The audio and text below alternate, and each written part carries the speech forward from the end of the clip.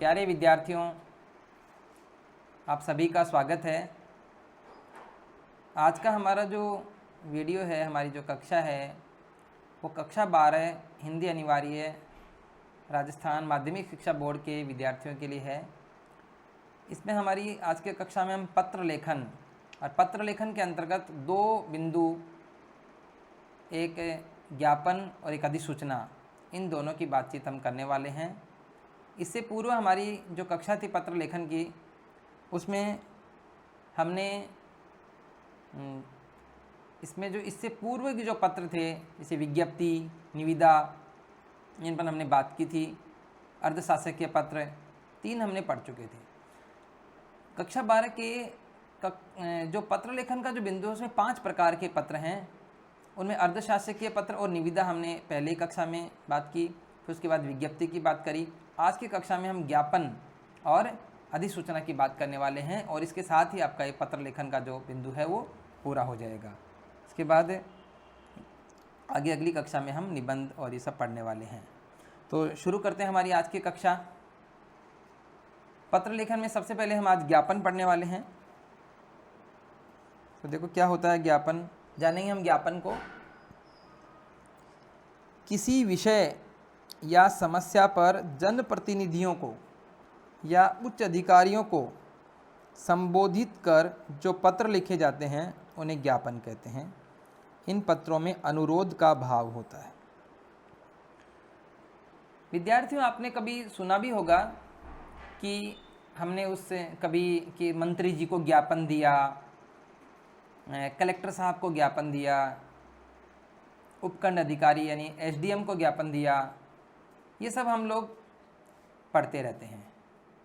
तो जो ज्ञापन जो है वो हम अपने से जो उच्च अधिकारी हैं उनको, मंत्री जी उनको देते रहते हैं। तो ज्ञापन वाली बात हम करेंगे कि ज्ञापन क्या होता है, किस तरह से लिखा जाता है, इसकी बात हम करने वाले हैं। देखेंगे तो ज्ञापन में क्या बात समझ में आई। किसी विषय पर कोई भी बात होती है, कोई भी हमारी मांग होती है, उस पर समस्या या कोई विषय या कोई समस्या होती है, उस पर जनप्रतिनिधि कौन होंगे? हमारे जो विधायक होते हैं, हमारे जो सांसद होते हैं, मंत्री जी होते हैं, इनको हम देते हैं। या उच्च अधिकारियों में जैसे कलेक्टर होते हैं, कलेक्टर एसडीएम हैं, बीडीओ हैं, इनको सबको हम ज्ञापन देते हैं और उनको संबोधित करते हैं, उनके नाम से एक पत्र लिखते हैं। और जब भी हम जाते हैं कुछ लोगों के साथ ज्ञापन लेकर, तो हम एक पत्र ज्ञापन तैयार करके ले जाते हैं। तो ज्ञापन कैसे लिखा जाता है उसकी बात ही हम करने वाले हैं, उन्हें ज्ञापन कहते हैं। अब इसमें एक बात देखो, इन पत्रों में अनुरोध का भाव होता है। मतलब अनुरोध का भाव होता है तो ये प्रार्थना पत्र के फॉर्मेट में बनते हैं। तो हमें ध्यान में रखना है कि किस प्रकार से ज्ञापन लिखे जाते हैं। उसका एक फॉर्मेट देखो, हम लोग जो है उसकी बात करने वाले हैं।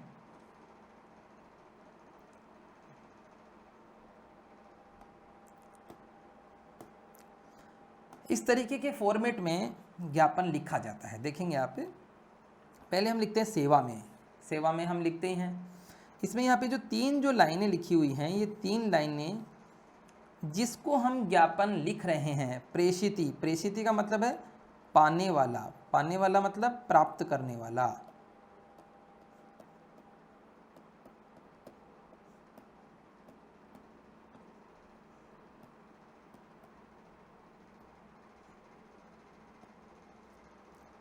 प्राप्त करने वाला। प्रेषिती का पद नाम और पता। पद नाम क्या होता है? एक तो नाम होता है, नाम तो मतलब किसी अधिकारी का नाम, जैसे मान लो रमेश कुमार है तो रमेश कुमार तो उसका नाम हो गया, लेकिन वो है क्या? मान लो वो उपखंड अधिकारी है तो उपखंड अधिकारी उसका पद नाम हो गया। पद नाम का मतलब उसकी पोस्ट क्या है, किस पद पर वो कार्य कर रहे हैं, वो उसका पद नाम होता है। तो जिसको मिलेगा उसका पदनाम, यानी मान लो हम उपखंड अधिकारी यानी एसडीएम साहब को दे रहे हैं तो उपखंड अधिकारी हो जाएगा। और उसका पता मतलब वो कौन सी जगह के उपखंड अधिकारी हैं। जैसे वो मान लो किसी एक उपखंड के हैं तो उस उपखंड का नाम लिखेंगे, ठीक है, वो, और उसका जिला लिख देंगे। इस तरह से जिसको हम वो ज्ञापन दे रहे हैं उसका पदनाम और उसका पता यहाँ पर हम लिखते हैं। बिल्कुल आप देखेंगे प्रार्थना पत्र के फॉर्मेट में ये बना हुआ है। और फिर इसके बाद में विषय में हम यहाँ पर जिस विषय पर ज्ञापन दे रहे हैं वो लिखेंगे। विद्यार्थियों इसके बाद हमने एक ज्ञापन पूरा तैयार भी कर रखा है, उस पर आपको बताऊंगा। अभी केवल फॉर्मेट से परिचित होंगे आप। फॉर्मेट आपको अगर आने लगेगा तो आप किसी भी प्रकार का ये ज्ञापन लिख सकते हैं। इसमें बाद महोदय लिखेंगे। अब जैसे ये विषय, महोदय, सेवा में ये सब यही आने वाले हैं। ये यहाँ का मैटर जो है ये बदलने वाला है। आपका जो भी है वो हम एक पूरा इसको प्रैक्टिकली करके भी देखेंगे कि, और इसमें जो खाली जो लाइनें लिखी हुई ये सब लाइनें क्या है, विषय वस्तु है जो हम ज्ञापन में लिखेंगे। अब ये हमें कहाँ से मिलेगी, जिस प्रकार का प्रश्न हमसे पूछा जाएगा उसके अनुसार ये बनेंगी। तो हमें आगे एक और हमने तैयार कर रखा है, उसमें हम समझेंगे इसको। फिर इसके बाद यहाँ भवदीय लिखना है, ये भवदीय लिखना ही है। और इसके बाद हस्ताक्षर करेंगे, पदनाम और पता लिखेंगे। ये किसका लिखना है, जो भेज रहा है, जो ज्ञापन भेज रहा है ना, भेजने वाले का यहाँ पे हस्ताक्षर हो जाएगा भेजने वाले के, और उसका पदनाम हो जाएगा और उसका पता हो जाएगा। ठीक है, इस तरह मान लो आपके स्कूल के प्रिंसिपल सर किसी दूसरी जगह ये भेज रहे हैं, ऐसे मान लेते हैं, तो यहाँ प्रिंसिपल सर का आ जाएगा और यहाँ जिसको भेज रहे हैं उसका आ जाएगा। ये बात हमें ध्यान में रखनी है। मतलब यहाँ तो सर का और यहाँ, मतलब जो भेज रहा है उसका तो यहाँ और जिसको मिल रहा है उसका यहाँ आ जाएगा। इसमें यहाँ नीचे हस्ताक्षर भी हो जाएंगे। ये आपको हस्ताक्षर शब्द लिखना नहीं है, हस्ताक्षर करने हैं, ये आपको ध्यान रखेंगे। तो ये थोड़ा सा आपको इस तरह का एक फॉर्मेट आपको बनाना है। सेवा में लिखेंगे, फिर यहाँ पे पाने वाले का नाम और पदनाम और पता, यहाँ विषय महोदय लिखकर यहाँ सारी विषय वस्तु आ जाएगी पूरी की पूरी, या पूरी विषय वस्तु हमें इसमें लिखनी है। और इसके बाद भवदीय, फिर साइन, और फिर क्या होगा, पदनाम, किस पद पर आप हैं, और आपको पता लिखेंगे। इस तरीके से अगर ज़्यादा लोग मिलकर कर रहे हैं तो एक का यहाँ आ जाएगा और बाकी सबके इस पर साइन हो जाते हैं, या पूरी टीम का भी यहाँ एक आ जाता है, ये उस पूरे ग्रुप के द्वारा दिया जा रहा है। इस तरह से ज्ञापन का फॉर्मेट होता है। अब आप इसके बाद में देखेंगे एक प्रश्न जो देखेंगे ज्ञापन में, प्रश्न से आपको अच्छे से समझ में आ जाएगा कि वास्तव में ज्ञापन क्या किस तरह से आ रहा है। की तरफ से देखो, प्रधानाचार्य राजकीय उच्च माध्यमिक विद्यालय सीकर, ये हमने किसी स्कूल का नाम ले लिया, सरकारी विद्यालय है, राजकीय उच्च माध्यमिक विद्यालय सीकर की ओर से किसको पत्र लिख रहे हैं, उपवन संरक्षक, उपवन संरक्षक जो सीकर में होंगे को एक पत्र लिखना है। हो सकता है यहाँ पर आपकी ज्ञापन शब्द न आकर केवल पत्र भी आ जाए, तो आपको आइडिया लगाना है कि ज्ञापन यहाँ पर लिखना है, पत्र नहीं है। वो पत्र एक ज्ञापन एक सी बात हो गई, इसमें प्रार्थना पत्र की तरह ही होता है, जिसमें विद्यालय परिसर में वृक्षारोपण हेतु, मतलब पेड़ लगाने हैं, हमें वृक्ष लगाने, पौधे उपलब्ध कराने और ट्री गार्ड उपलब्ध कराने हेतु लिखा गया है। ये हमने एक प्रश्न तैयार किए हैं कि प्रधानाचार्य यानी प्रिंसिपल सर कहाँ के, गवर्नमेंट स्कूल सीकर, और हमें पत्र किसको लिखना है, ज्ञापन किसको लिखना है, उपवन संरक्षक को लिखना है। जो उपवन संरक्षक जो एक वहाँ की नर्सरी होगी उनके जो हेड है उनको लिखना है।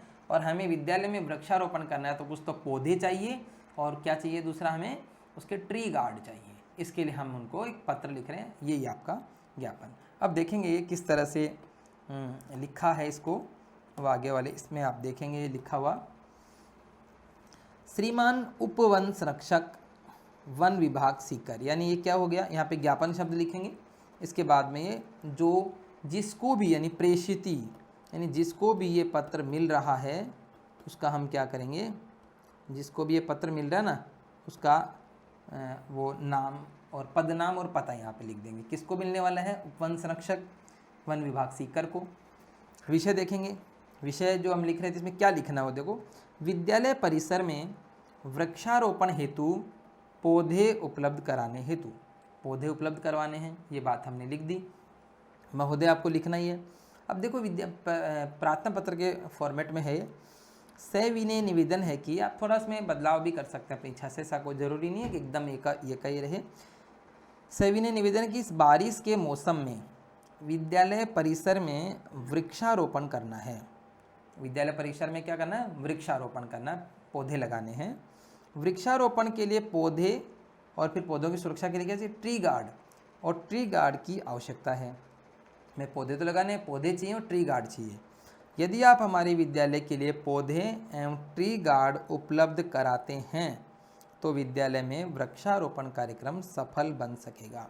ये हमने उनको लिख दिया कि यदि आप हमें पौधे और ट्री गार्ड उपलब्ध करवाते हैं तो विद्यालय में क्या होगा, वृक्षारोपण कार्यक्रम सफल हो सकेगा। अतः आपसे अनुरोध है, देखो अनुरोध के उसमें लिखा जाता है अनुरोध की भाषा में, यानी प्रार्थना करते हैं, हम अनुरोध करते हैं, आग्रह करते हैं उनसे कि अनुरोध है कि आप पौधे एवं ट्री गार्ड उपलब्ध कराने की कृपा करें।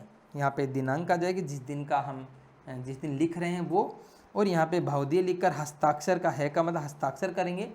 और कौन है यहाँ पर पद, जिसने लिखा है प्रधानाचार्य राजकीय उच्च माध्यमिक विद्यालय सीकर की ओर से। तो इस प्रकार से हम क्या कर रहे हैं, ये पत्र लिख रहे हैं। तो विद्यालय में हमें क्या चाहिए, पौधे और ट्री गार्ड चाहिए। लाने कहाँ से हैं, वन विभाग उप वन संरक्षक सीकर से लाने हैं।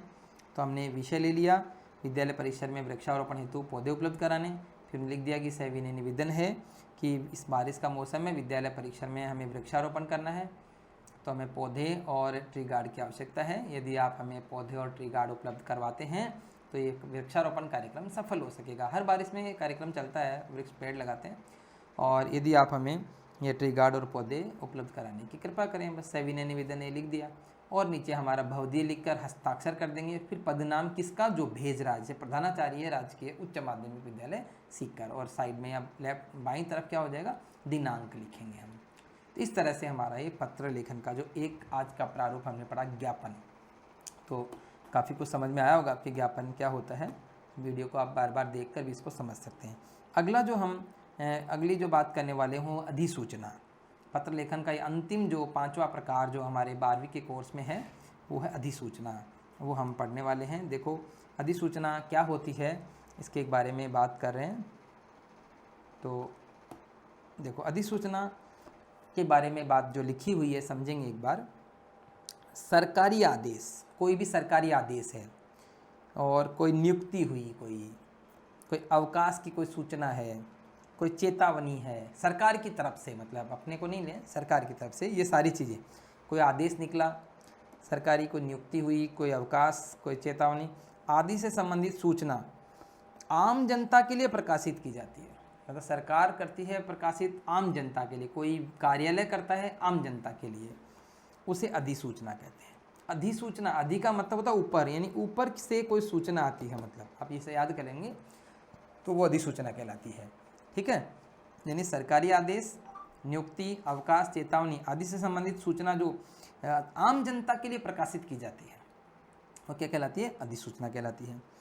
अब अधिसूचना देखो क्या होती है, अधिसूचना राष्ट्रपति या राज्यपाल के नाम से जारी की जाती है। यानी केंद्र सरकार है तो राष्ट्रपति के नाम से, राज्य सरकार है तो राज्यपाल के नाम से वो जारी की जाती है। और अधिसूचना की एक और बात, राजपत्र में प्रकाशित होती है। वो राजपत्र यानी गजट, जो सरकारी एक पत्र चलता है राजपत्र, उसमें प्रकाशित की जाती है। और राजपत्र में प्रकाशित होने के बाद उसे अन्य जो समाचार पत्र हैं वो भी प्रकाशित कर देते हैं। तो गजट के अलावा ये समाचार पत्रों में भी प्रकाशित की जाती है, क्योंकि गजट सब तक पहुंच नहीं पाता है, लेकिन वो गजट सरकारी समाचार पत्र होता है। राजपत्र जो राजपत्रित, जैसे सुना है शब्द राजपत्रित अधिकारी, उनसे संबंधित मामले सारे उसमें आते हैं। तो इस गजट के अलावा इस समाचार पत्रों में भी आम जनता तक समाचार पत्र पहुंच जाते हैं, राजपत्र नहीं पहुंच पाता है सबके पास, इसलिए समाचार पत्रों में भी प्रकाशित कर दी जाती है। तो कोई भी सरकारी जो आदेश होता है वो आम जनता को एक साथ पहुंचाना होता है और सबके पास पहुंच जाए। राज्यपाल और राष्ट्रपति, यानी केंद्र सरकार है तो राष्ट्रपति, राज्य सरकार है तो राज्यपाल के नाम से वो जारी होता है। अब देखेंगे इसमें होता क्या है आगे। ये तो इस तरह से भाई आपको ये समझ में आ गया कि वो अभी ज्ञापन तो हम लोग लिख रहे थे, ये हम नहीं लिखेंगे, ये सरकारी आदेश होगा, ये वहाँ से हमें मिलेगा। लेकिन अभी परीक्षा में मान लो हमें लिखना है तो फिर हमें ही लिखना है, लेकिन हम सरकार की तरफ से बनकर लिखेंगे। अब देखो इसका एक फॉर्मेट जो है उसको समझने की कोशिश करेंगे। इसमें पहले राजस्थान राजपत्र, देखो राजपत्र में प्रकाशित होता है, राजस्थान राजपत्र है ना, विभाग का नाम, पता, अधिसूचना, ये देखो इस तरह से बनेगा। राजस्थान राजपत्र क्या है, राजस्थान सरकार हम कर सकते हैं, राजस्थान सरकार हो जाएगा, जैसे राजस्थान की बात कर रहे हैं, राजस्थान सरकार, विभाग का नाम, पता, मतलब ये क्या है यहाँ पे ऊपर हम राजस्थान सरकार लिखेंगे और विभाग का नाम लिख देंगे। जिस विभाग, मान लो कोई विभाग है, शिक्षा विभाग है, वो निकाल रहा है तो शिक्षा विभाग लिख दिया, उसका जो भी ऑफिस है उसका पता लिख दिया, ये सब यहाँ पर हम करेंगे। मतलब जो भी निकाल रहा है ये अधिसूचना जिस भी विभाग की तरफ से हो रही है, राजस्थान सरकार वैसे यहाँ पर जारी करती है, ये राजपत्र गलत लिखा हुआ था, राजस्थान सरकार, और विभाग का नाम और पता, और यहाँ पे बीचों बीच हम अधिसूचना शब्द ही लिखेंगे, अधिसूचना शब्द लिख देंगे, बाईं तरफ क्रमांक होगा और दाहिनी तरफ दिनांक होगी। यानी यहाँ राजस्थान सरकार लिखा, विभाग का नाम पता लिख दिया और अधिसूचना लिख दी बीच में, यहाँ दिनांक है, यहाँ क्रमांक है और कुछ नहीं है, और बीच में ये विषय वस्तु रहेगी। जो भी सूचना जनता के लिए प्रसारित हो रही है वो यहाँ लिखी जाएगी, और उसके बाद हस्ताक्षर होंगे, किसके होंगे, ये राज्य, इसमें आ जाएगा राज्यपाल की आज्ञा से, यूं करके हस्ताक्षर बनेंगे, पदनाम और पता आ जाएगा। ये सब इसका फॉर्मेट रहेगा। इसका भी हमारे पास एक प्रश्न और एक इसका प्रारूप है, वो हम और देखेंगे, आगे देखें। इसका जो प्रश्न है वो देखें, इस तरह से बना हुआ है। सचिव पंचायती राज विभाग शासन सचिवालय जयपुर। सचिव कौन, कहाँ के सचिव हैं, पंचायती राज विभाग, पंचायती राज जो इसमें ग्राम पंचायत, पंचायत समिति और जिला परिषद आती है। शासन सचिवालय जयपुर की ओर से राज्य की समस्त ग्राम पंचायतों के चुनाव करवाने की अधिसूचना का प्रारूप लिखिए। यानी सभी ग्राम पंचायतों में चुनाव करवाने हैं। अब देखो सब तक एक साथ आम जनता के लिए होती है, इसकी अधिसूचना हमें तैयार करनी है। कैसे लिखेंगे देखेंगे। अब पहले प्रश्न को समझ लीजिए। सचिव ये लिखने वाले हैं, कहाँ के, पंचायती राज विभाग, शासन सचिवालय जयपुर, इनकी तरफ से पूरे ग्राम पंचायतों के चुनाव करवाने हैं। तो एक ये किसी के नाम से नहीं होगा, ये हो जाएगा, मतलब ये ऊपर राजस्थान सरकार, नीचे लिखने वाले का होगा, ठीक है। अब कैसे होगा वो देखें आप, कैसे एक प्रश्न इसका जो है वो समझेंगे यहाँ पे। ये देखो आप, इसका एक जो पूरा पत्र लिखा हुआ है, राजस्थान सरकार आ जाएगा यहाँ पर, राजस्थान सरकार, पंचायती राज विभाग जयपुर, इनकी तरफ से ये पत्र निकला है, राजस्थान सरकार पंचायती राज विभाग जयपुर की तरफ से, और अधिसूचना जारी की गई है। अधिसूचना में क्या हुआ, यहाँ पर हमने क्रमांक डाल दिया। ये क्रमांक आप पहले समझते हैं, क्रमांक जैसे 200 नंबर तक चला गया तो 201 है, 2020 वर्ष है इसका, और दिनांक इसकी आ गई, दिनांक भी लिख देंगे, है ना। इसमें 25 अगस्त लिखी हुई है। आप जब भी जिस दिन भी पत्र लिखें, जिस दिन भी आप परीक्षा दें, उसी दिन की तिथि इसमें लिखेंगे। अब देखो इसमें है क्या, राजस्थान, आपको इससे विषय वस्तु जो आप लिखते हो ना, समझिए इसमें क्या लिखेंगे उसका आइडिया आपको इससे लग जाएगा। राजस्थान पंचायती राज विधेयक 1958, ये पंचायती राज विधेयक था 1958 का, की धारा 2 के अंतर्गत शक्तियों का प्रयोग करते हुए, इसमें आपको कुछ जो सहायता है वो जो प्रश्न आपके आएगा उससे भी लग जाएगी, कि करते हुए राज्यपाल महोदय की आज्ञा से। ये आप विशेष ध्यान रखेंगे कि इसमें ये लिखना पड़ेगा कि किसकी आज्ञा से लिख रहे हैं। राजस्थान में राज्यपाल की आज्ञा से लिखेंगे, और केंद्र में लिखेंगे तो हम राष्ट्रपति की आज्ञा से। राज्यपाल महोदय की आज्ञा से यह अधिसूचना प्रसारित की जाती है।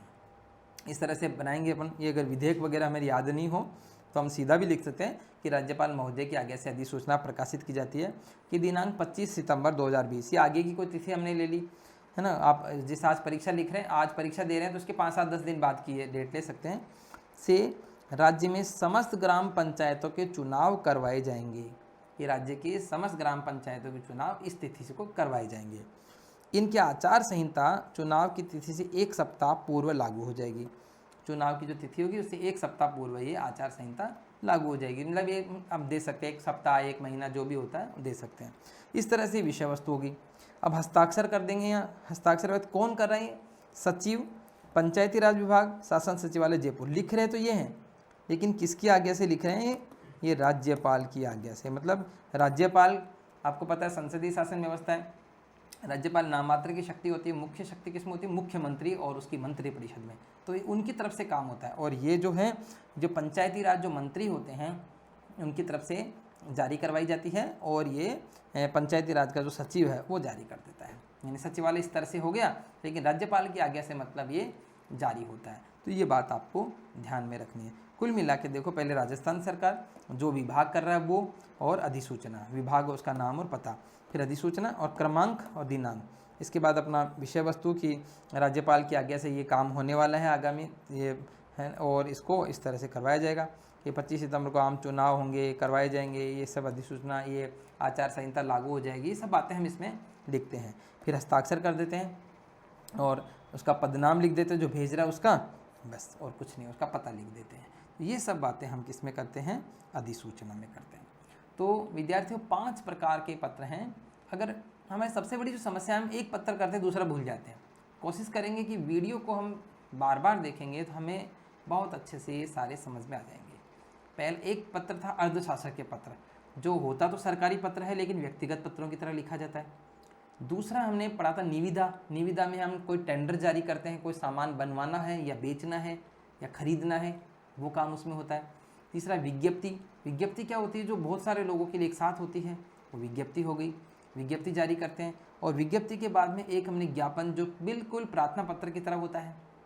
और एक जो है अधिसूचना, जो सरकार के द्वारा जारी आदेश होता है और राज्यपाल की आज्ञा से उसमें लिखना पड़ता है हमें, या राष्ट्रपति की आज्ञा से। इस तरह 5 प्रकार के हमारे पत्र हैं। उनको हमने 3 वीडियोज़ में इन पत्रों को किया है। आप भी कोशिश करेंगे इनको बार बार देखें। और हमारा जो ये कक्षा 12 के हिंदी अनिवार्य का जो ये पत्र लेखन का जो बिंदु है, मैंने देखा कि बहुत सारे बच्चे इस बिंदु में परेशान होते रहते हैं और लास्ट में जाकर कुछ भी लिख कर आ जाते हैं। तो ऐसा नहीं करें, अब वीडियो को देखेंगे तो आपको बहुत अच्छे से ये समझ में भी आएगा और आप अच्छे से इस पत्र लेखन को कर सकते हैं। आज के लिए इतना ही, धन्यवाद।